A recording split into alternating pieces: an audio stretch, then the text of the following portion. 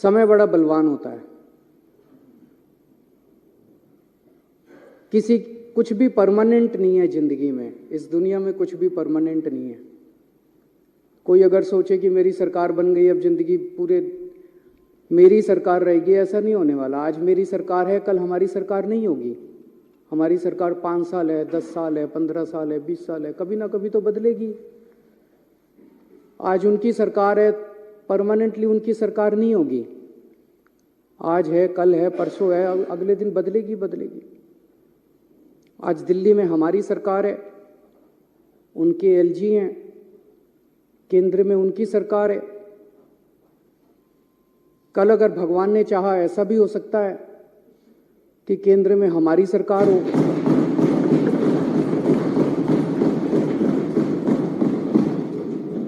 दिल्ली में हमारे एलजी हों,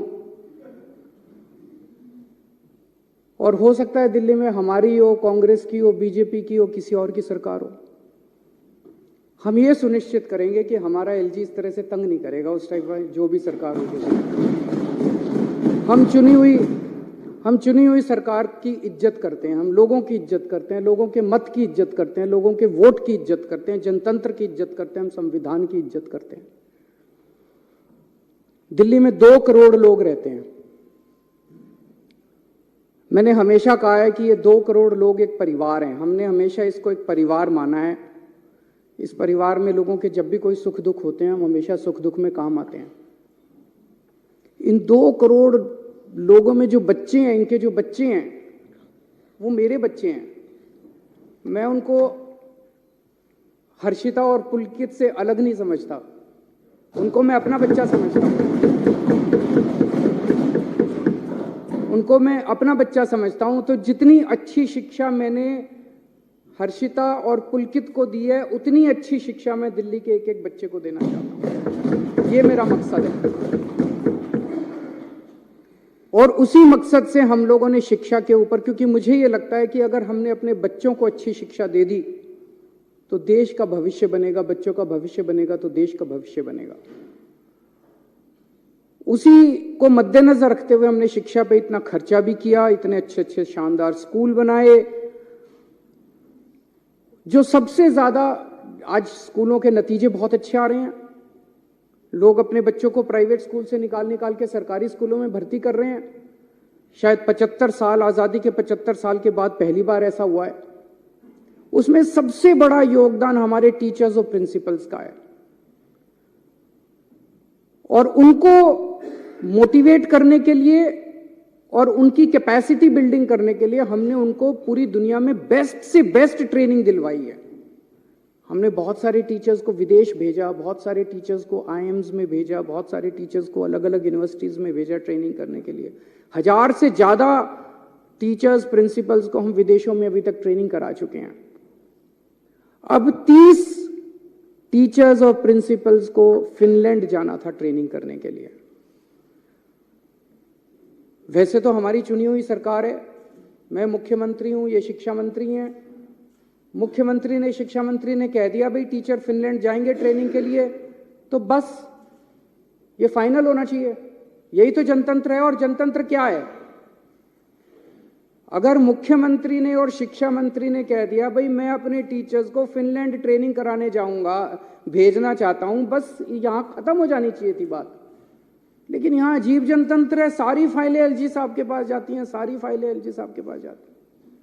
एलजी साहब ने एक बार नहीं, 2 बार ऑब्जेक्शन लगा के फाइल के ऊपर भेजा। अभी मैं पढ़ के सुनाऊंगा थोड़ी देर में।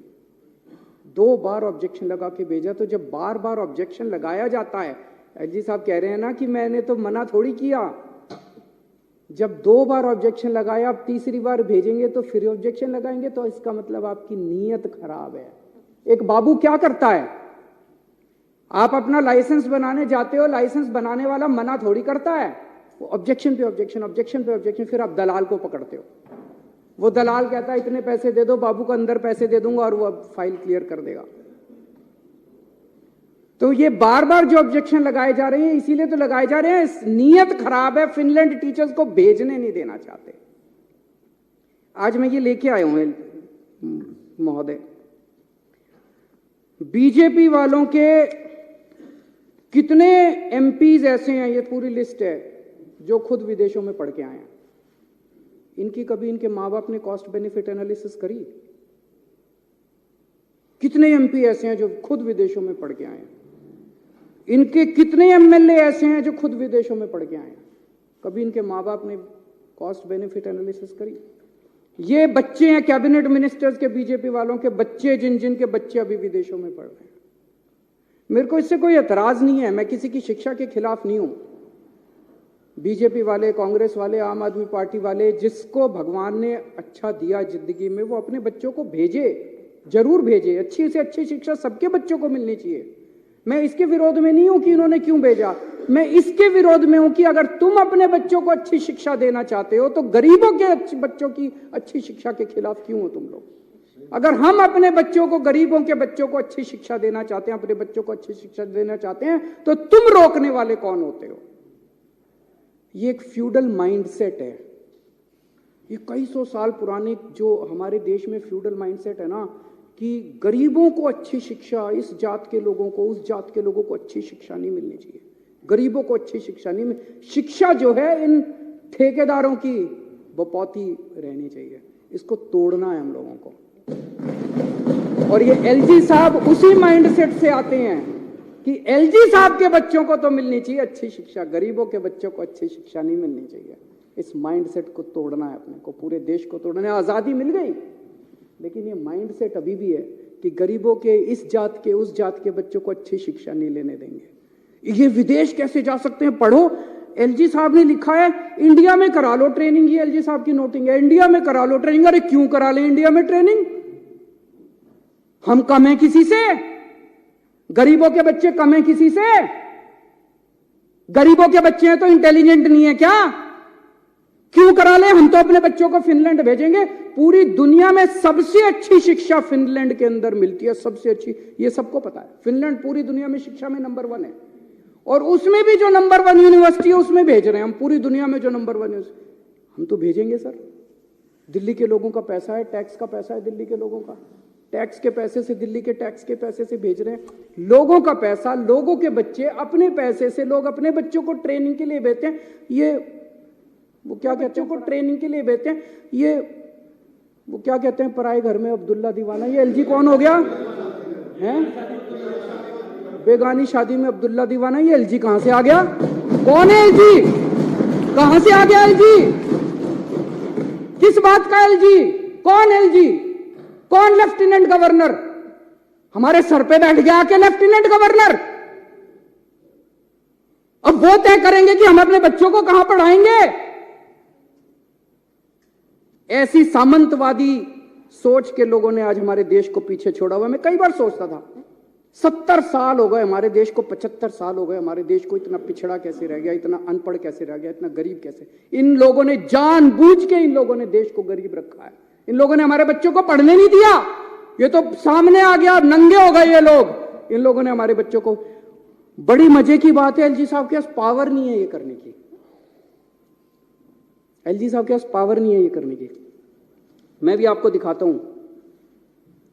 सुप्रीम कोर्ट ने साफ साफ कहा है कि भाई 3 चीजें हैं।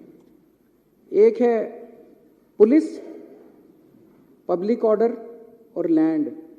इन तीनों चीजों को छोड़ के एलजी साहब के पास कोई भी निर्णय लेने का अधिकार नहीं है। ये सुप्रीम कोर्ट का ऑर्डर है। 2018 4 जुलाई 2018 को ये ऑर्डर पास किया था सुप्रीम कोर्ट ने। सुप्रीम कोर्ट तो देश की सर्वोच्च अदालत है, वो तो सबको माननी पड़ती है ना। इसमें से मैं पढ़ के सुनाता हूं। इसमें लिखा हुआ है पैरा 284। अब तो सबको रट गया होगा पैरा भी, कल 3 दिन से मैं बोल रहा हूं। 284.17 पैरा।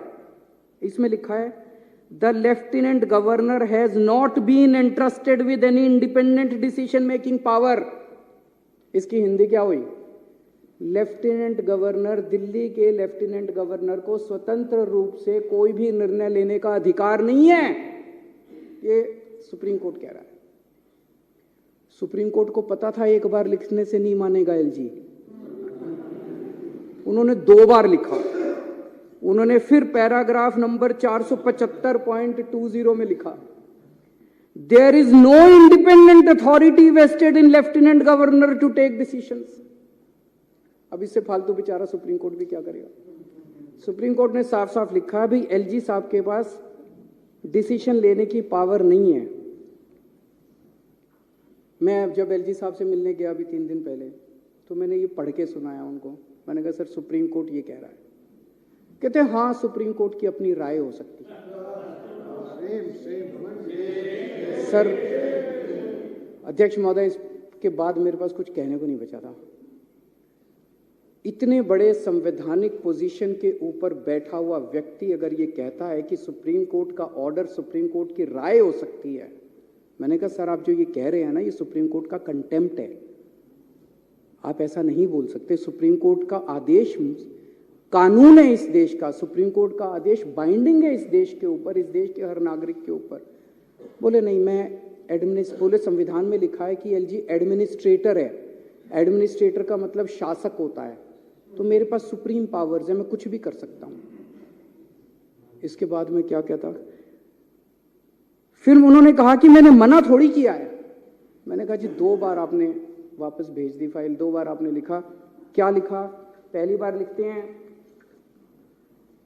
मुझे ये बताया जाए कि क्या डीओपीटी की गाइडलाइंस का पालन किया गया। ये जिस यूनिवर्सिटी में भेज रहे हो, इस यूनिवर्सिटी ने और कौन कौन से कार्यक्रम कराए, इससे क्या ऑब्जेक्टिव हासिल होगा। अरे मैं मुख्यमंत्री हूं, मैंने देख लिया यार सारा। मैंने एलजी साहब को बोला, मैंने कहा सर आप मेरे हेडमास्टर थोड़ी हो। इतने तो मैं स्कूल में पढ़ाई में बहुत अच्छा था, फर्स्ट आया करता था क्लास में थ्रू आउट।